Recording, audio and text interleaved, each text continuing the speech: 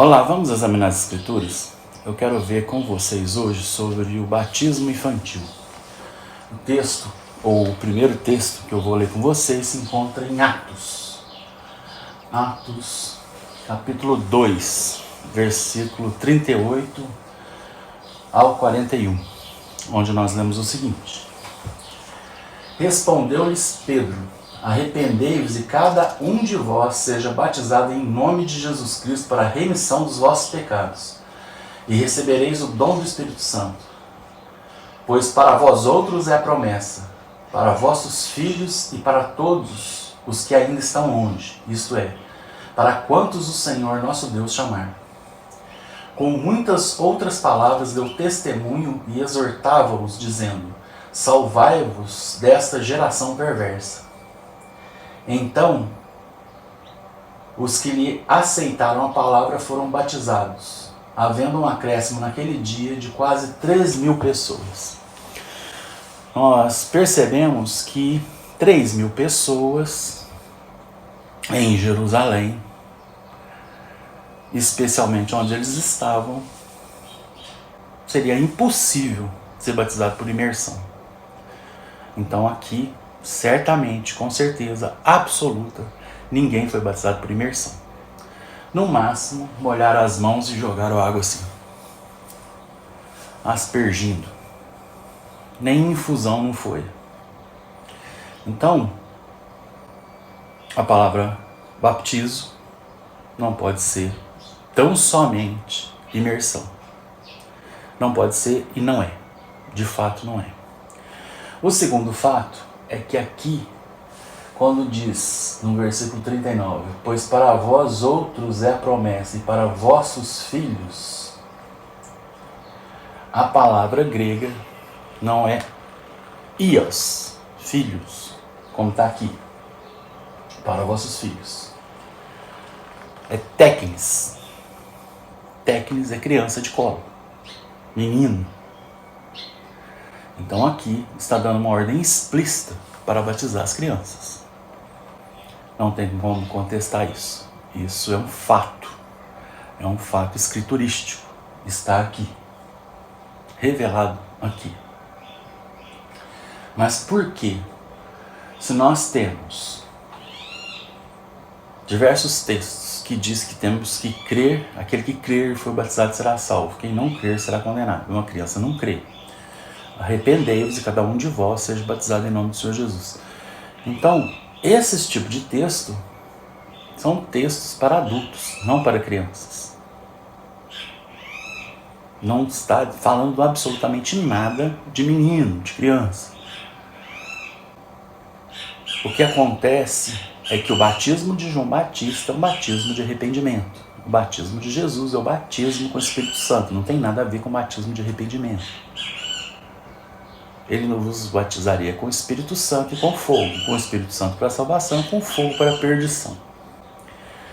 Mas por que as crianças entram nessa história, no pacto? Porque a aliança de Deus para conosco inclui as crianças. Ele incluiu no Antigo Testamento e depois ele não deu uma ordem contrária. Isso significa que as crianças permanecem dentro da aliança, dentro do pacto. Para isso, nós podemos ver Gênesis capítulo 17, onde Deus estabelece a circuncisão. Eu não vou ler o texto, eu vou só colocar aqui. Se você quiser, separe o vídeo e leia. E nesse texto, ele diz que a criança seria circuncidada ao 8º dia. E essa criança, depois de circuncidada, faria parte do povo de Deus, faria parte da aliança. Então, o sacramento do Antigo Testamento, chamado circuncisão, no Novo Testamento, é substituído pelo sacramento chamado batismo. Então, um é correspondente ao outro. É o rito de iniciação no judaísmo e a circuncisão. O rito de iniciação no cristianismo é o batismo. Na circuncisão, as mulheres não participavam. No batismo, elas participam.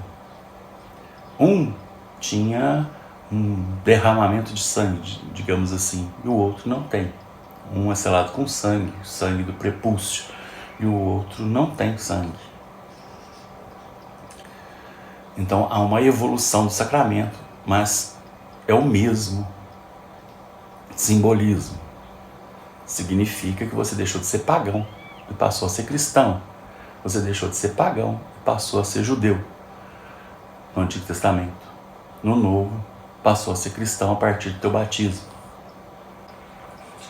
E aí, depois que você lê esse texto, você pode ir para o próximo texto, que é Colossenses 2, a partir do versículo 10. Também vou deixar aí. Nesse texto, explicitamente diz que o batismo é a circuncisão de Cristo.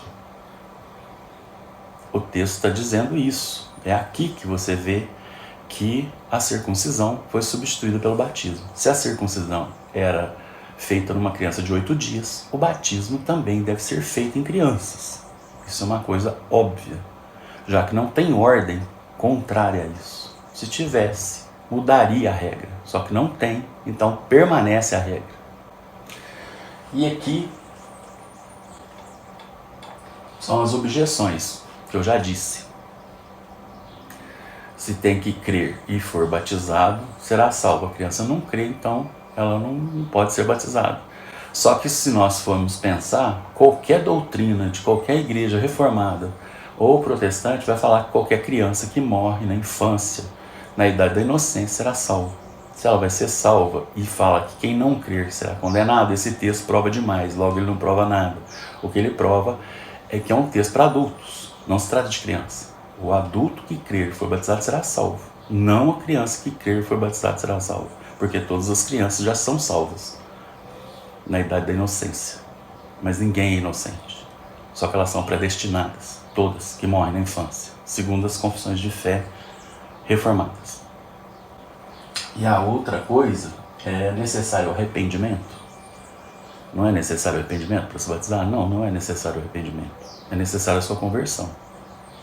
João Batista batizava. O batismo de João Batista é um batismo de arrependimento.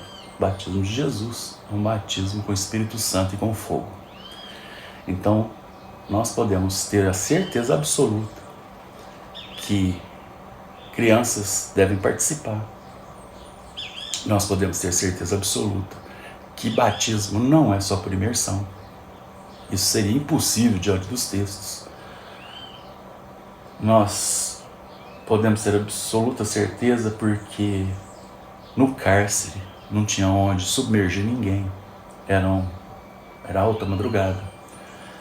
Famílias inteiras foram batizadas. E nesse primeiro texto, que é o texto de Atos 2, no versículo 41, nós lemos que houve um acréscimo naquele dia de quase 3.000 pessoas. 3.000 pessoas não seriam batizadas por imersão, nem que tivesse o rio lá do lado, e o que não tinha.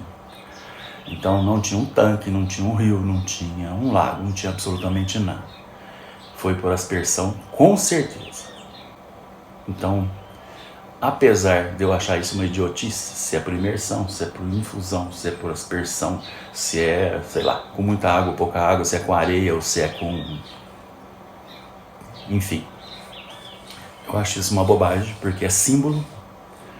Então, que nós possamos amadurecer e parar com esse negócio de rebatismos, de discussões se crianças entram ou não entram, porque isso não é muito relevante. Aliás, eu diria que isso não é relevante de forma alguma. E na história nós já vimos os reformados matando os rebatizadores aos milhares. Se eles não gostam de água, mataram eles afogados. Logo, essa turma dos rebatizadores, eles são bem mais novos na história do que os outros que batizam criança. E houve absurdos que me entristece a ponto dos presbiterianos matarem afogados batistas ou os anabatistas.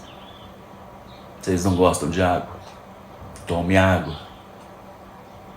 Mas enfim, isso é uma história tenebrosa que passou.